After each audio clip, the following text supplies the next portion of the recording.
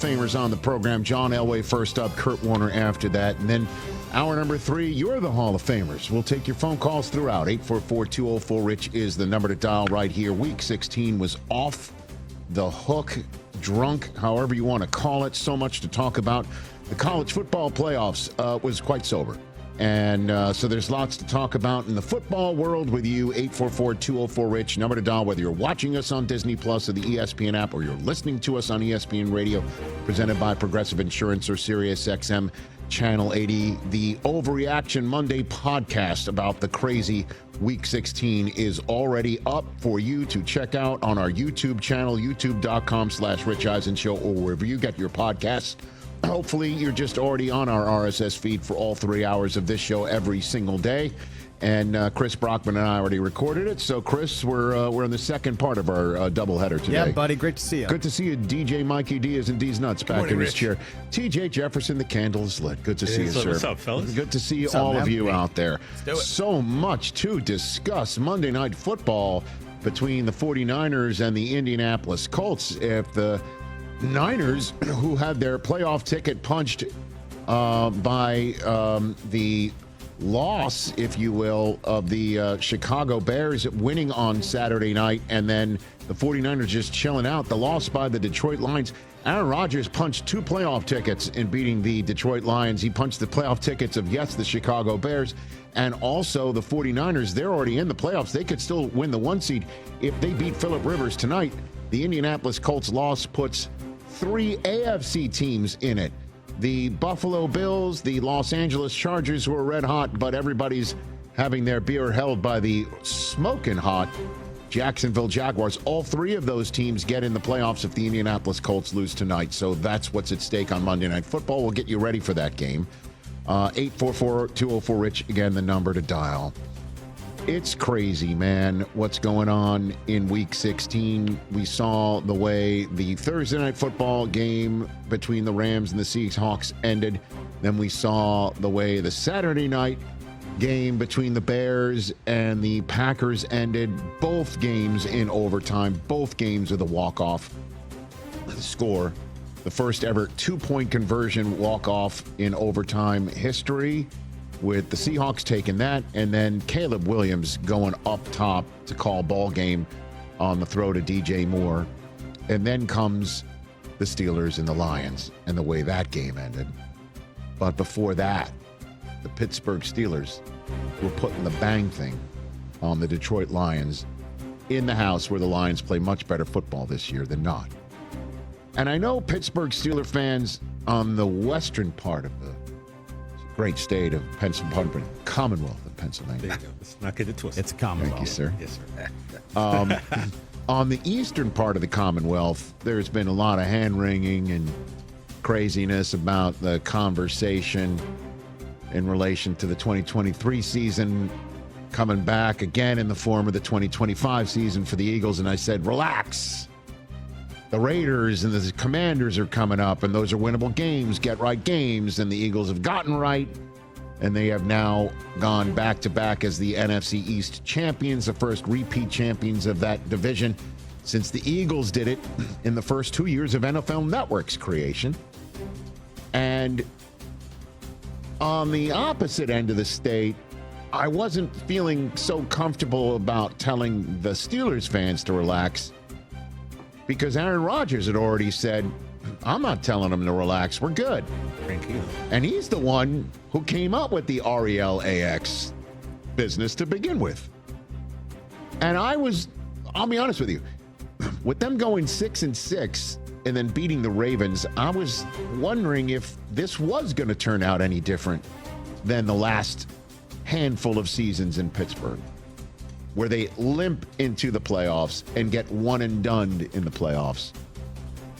And just as for instance, 2 seasons ago, they gave a whirl to Kenny Pickett, who got hurt, and then they gave a whirl to Mitchell Trubisky. And then I was in Indianapolis calling a Saturday game between the Steelers and the Colts when Mike Tomlin handed Mason Rudolph a mop and said, clean up on aisle Trubisky here, and it was too late for that. But Rudolph started the rest of the season, got the Steelers to the playoffs, then got one and done by the Ravens.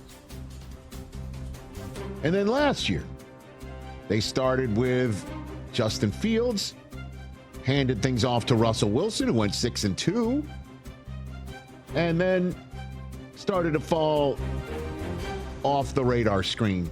And by the time they get to the playoffs, they get one and done. Russell Wilson by, yes, the Baltimore Ravens. And, you know, this time around, pardon me, the Bills are the ones who knocked out the Steelers the year before. But this time around, the Rodgers ticket, the Rodgers-Rudolph ticket, pardon me, who's at the top of that ticket, is better than the Wilson ticket or the Rudolph ticket or the Pickett ticket or the Trubisky ticket. Aaron Rodgers is playing some of his best football in a handful of years. Better than, obviously, his Jet year being healthy. Better than his last year as a Green Bay Packer, the only non-playoff season in the LaFleur era to date. And he is just making plays. Neck up, nimble in the pocket. He's locked in. And just like some of those Packers years where you look at the roster outside of, like, say, Devontae Adams, you're like, who else is he throwing to? They're all making plays for him. All of them. And they got Jaylen Warren coming up with 2 rushing touchdowns of 45 yards. Last Steeler to do that in the same game was John Frenchie Fuqua. Really? 55 years ago. Wow. Kenneth Gainwell coming up with a Antonio Freeman, he did what type of catch right before the end of the first half. That was As amazing. Lions fans have got to be like, how many times is Rodgers going to have a prayer answered in this building before the end of a half? It's kind of stupid. Took a 10-3 game and made it a tie game, going right into halftime, and the momentum switched from there on out. Jonnu Smith is running with the football. MVS is catching the football. DK Metcalf is catching the football when he's not Catching hands with a fan. We'll talk about that. That's crazy. Just catch a fade real quick. And they got a wagon in Darnell Washington. His hits that he is delivering to people, the power from that could electrify an entire United States city, it feels like. And by the way, Steelers, listen, I don't want to accuse you of not being honest, but you're listing him at 264. Like, what are we talking about? He told Pat a couple weeks ago he's 311. Bro. 264. He said Bro. he was 311? Yeah. Darnell Washington? Yeah. Tomlin's coaching his head off. Arthur Smith is dialing up plays. They are playing football. Hey, Steelers fans, you got to admit this. This looks better. It feels different than the previous limping into the playoffs years. They are 1 win away. At Cleveland next week or against the Ravens in Week 18, at home, away from clinching the division. Hosting a playoff game, taking on a 5 seed that's going to be stout.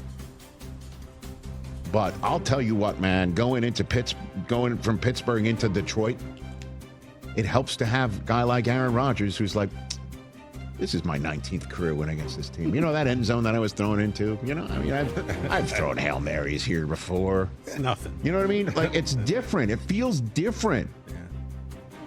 And this team that couldn't win a game, figuratively, without TJ Watt, because in the 12 times prior to this last, I can't even call it an injury, what he suffered, but he's missed the last 2 games.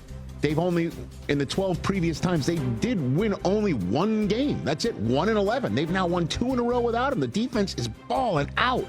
And this offense can light you up. And Jared Goff still threw 3 touchdowns against him, but it wasn't enough. Wasn't enough. And the Steelers are getting it done. We're not going to apologize for winning. You can't.